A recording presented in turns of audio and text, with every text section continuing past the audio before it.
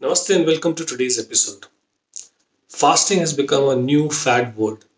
Like all the diets that have come. So there were Atkins diet, there was a GM diet, there was an Ayurvedic diet, there was a blood group diet, there is cabbage soup diet, 3 days diet, 5 day diet. Now similarly, fasting has become a new diet.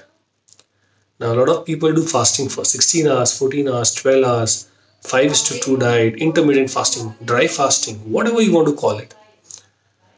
But what has happened is in our ability to promote it, in our ability to get faster results, I think this concept is getting diluted way too much beyond what it should have been. Let's go back to our history and go back to some 3,000, 5,000 years old in Ayurveda. There is no concept of what is called as breakfast, lunch, and dinner. What they said was meal. Okay, breakfast, lunch, and dinner are something that has evolved over the period of time, promoted by a lot of manufacturing industries who wants to promote those specific food items that they produce, saying that breakfast cereals, lunch and dinner protein and carbs and drinks, and that's how the culture has evolved.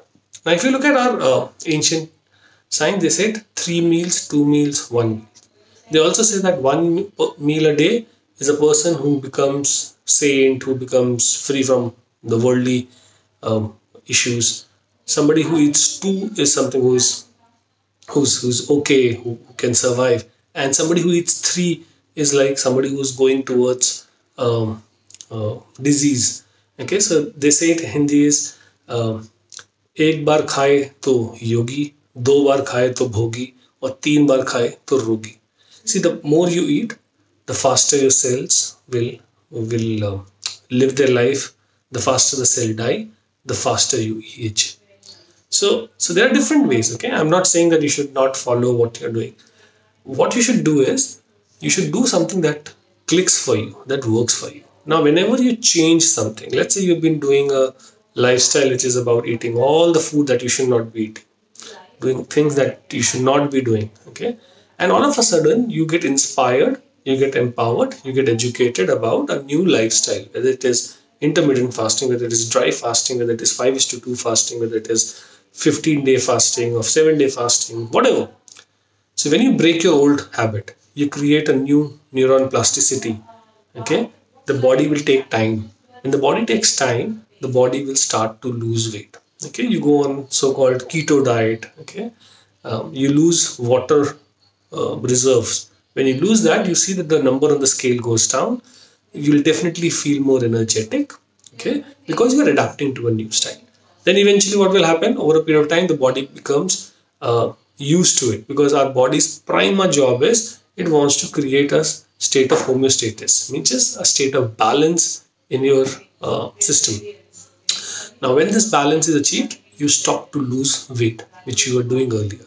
Then what you do, then you say, okay, 14 hours I was getting results. Now I'm not getting results. Let me go to 15 hours. Let me go to 16 hours. Let me go to 18 hours.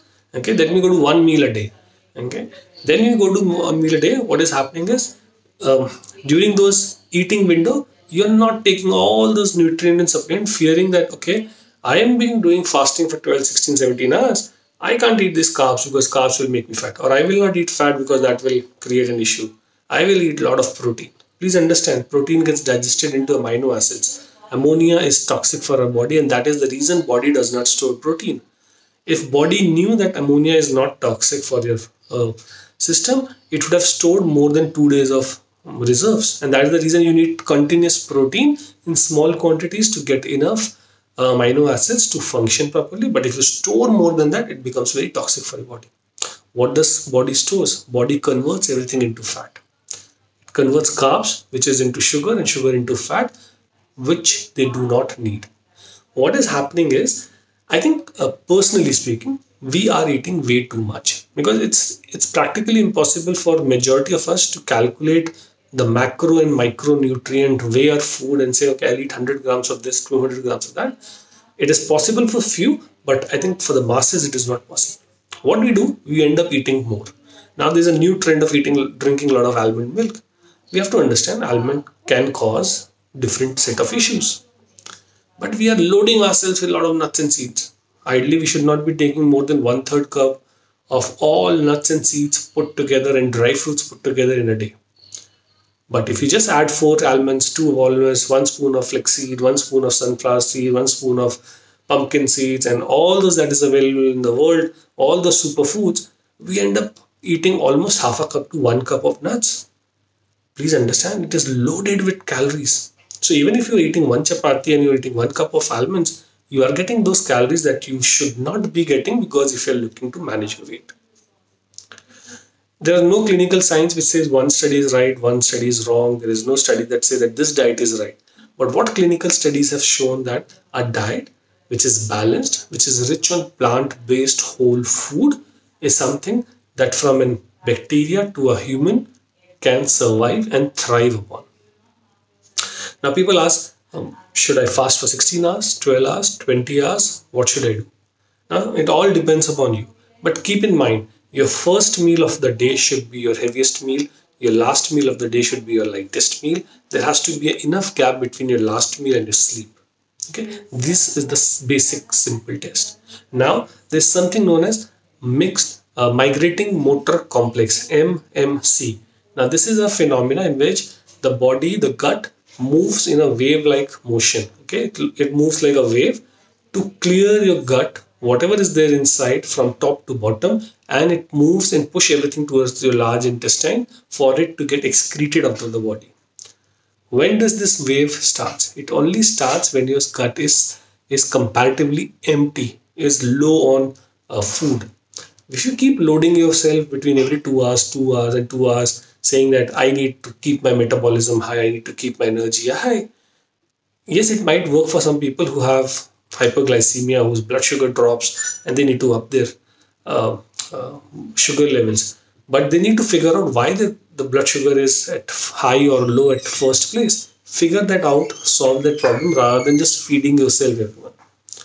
Now, when there's a huge gap between your meals, at least 3 hours between 2 meals, and at least 4 hours if you're having a high protein non-vegetarian source of meal. When you have this gap, the body creates this migrating motor complex. Now this migrating motor complex moves like a wave, sweeps everything, clear out everything. If you just eat anything in between, even a bite, even some handful of nuts, maybe to some fruits, this wave motion will not start, because the body can do only one thing. Either it can digest or it can detoxify. It can't do two things together. So what I have studied, what I have found, what I have followed is having 2 meals a day, 2 proper meals in a day is the best adapted for masses. Okay, but again, it all depends on you as an individual, which phase of your healing process you are in, the cycle you are. You might need 3 meals a day, you might need 1 meal a day, but in general, 2 meals a day, 2 heavy meals a day, and 1 small snacks. Now your meal can have green juices, it can have nuts, it can have seeds, it can have fruit, it can have protein, whole carbs, and some fat in it. So it can be a phased meal starting from fruits with a gap, some nuts, seeds, a good meal. Or your meal can be 1 meal of cooked and raw, and then 1 meal of fruits, salads. So it all depends on what your current lifestyle is and what your current lifestyle goal are. If you're looking to lose some weight for certain events, or you want to do, there's some reason that you want to manage your weight temporarily, then going on 1 meal a day can be a good idea. You eat 1 meal in a day and then you fast. Okay, but that should be done only under supervision. A lot of people in the quest to follow this fasting are they're following this time-based eating, where they're looking at, I will not eat for 16 hours. If somebody else in the group has not eaten for 17 hours, let me do 18 hours tomorrow. And there's an internal competition happening between 2 people. As a result, we end up taking low nutrient. When you take low nutrient, please understand, the body will try to support you till the very last. But eventually it will show as hormone imbalance. It will show as hair fall. It will show as your the brightness on your skin, the tone has gone down, the energy level goes down.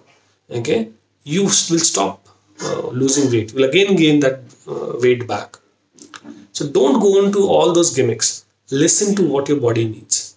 Second thing, there's something known as, which I personally feel is amazingly benefited, which has been proven by science. And again, if it isn't proven by meta-analysis, placebo effect, double-blinded effect, I think that's something you and I can follow. Okay, if we adapt to it, that is known as time-restricted eating. Now, time-restricted eating is slightly different from fasting, but it is in terms of what fasting is. So, fasting, the focus is that I will not eat from this time to this time. Okay, and then I will eat in my building phase. Time restricted eating is that you honor your lifestyle, you honor your circadian rhythm, because let the body detoxify at a different time, let the body rejuvenate, rebuild, everything at a time that the body biological clock does. But you decide that I will have my 2 meals or 3 meals or 1 meal, whatever you do, at a particular time. So if you've decided that your first meal or so-called breakfast is between 8 to 9, stick to that. If you say my second meal or my first meal or whatever it is between 12 to 1 or so-called lunch, stick to that. Don't eat in between. Don't snack. Snacking is not a word that we were born with. It is something that we have been marketed, something that we have evolved, and something which is there to just keep us occupied. Instead of focusing on snacking, focus on things that brings joy to you, brings happiness to you, brings satisfaction, which boosts your creativity. Okay, work in your community, go out, speak to your community. I know it's restricted to go out in this pandemic, but there are ways that you can still adapt to your community by being in touch with people, being socializing them online or through other mediums. But have 3 fixed meal, have a discipline around it. If you have 3 fixed meal, what will happen is your digestion will improve. If you continuously eat, your body has to produce stomach acid over and over again. The parietal cells gets tired. When the body is digesting, the body cannot repair, the body cannot detoxify, the body cannot have an immune system helping you on fighting other issues. So have rituals around what time you'll eat, what time you will not eat, and have a time of saying that there is a gap between your last meal and your first meal. Now that gap can be 6 hours minimum to whatever you commit to. But follow this ritual, you will see your energy level goes up. But otherwise, the way the trends are going, that people are just fasting for 15, 16, 24, 36, 72 hours just on water, and then post that just go up on caffeine and go up on other things, saying that I fasted for 36 hours, let me drink one coffee. What the difference does a coffee make? The body does not understand that. The body understands there is a threat. The body reacts differently. You need to create an environment for your body's internal mechanism and clock to feel that everything is right. There's nothing wrong. The environment is conducive for it. And when the body feels that the external and the internal environment is conducive, you start to lose weight. How much you lose? That depends on how much the body wants you to lose. You can force your body to lose 5, 10, 15, 20 by going on a calorie restrictive diet, going on diuretic, more of food that is, which removes water from a diet. You can do all this fat, if all those guaranteed lose 5 kgs in 1 week and all those things. The body does not work that way. Body does not have an internal physical weighing scale. The body evaluates your current lifestyle, your specific needs, and let you lose weight accordingly. Okay, if you have been fluctuating on your weight, if you're losing weight and then gaining back, fluctuating, gaining back, that means the body is not in balance. And what you have to do is just give inputs to your body. Stay active, stay healthy, stay happy, eat nutritious food, have sleep on time, engage in some form of physical activity. Movement is needed, and try to slow down when, at least when you're eating. Okay, absorb things, remove any constipation that your body is or your emotions are not clear. Okay, get a test done to understand what nutrients or micronutrients you are lacking. Is it that the energy generation is low? It is that the protein metabolism is low? It is there is a gut dysbiosis. And your job as an external person is to facilitate healing of those imbalances or dysbiosis. The rest your body will do automatically what it needs to be doing.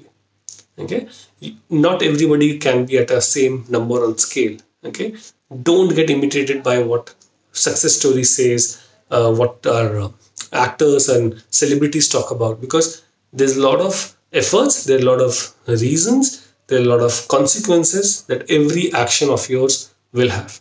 Not losing weight can also have consequences. Losing too much of weight can also have consequences. Most importantly, start to love yourself.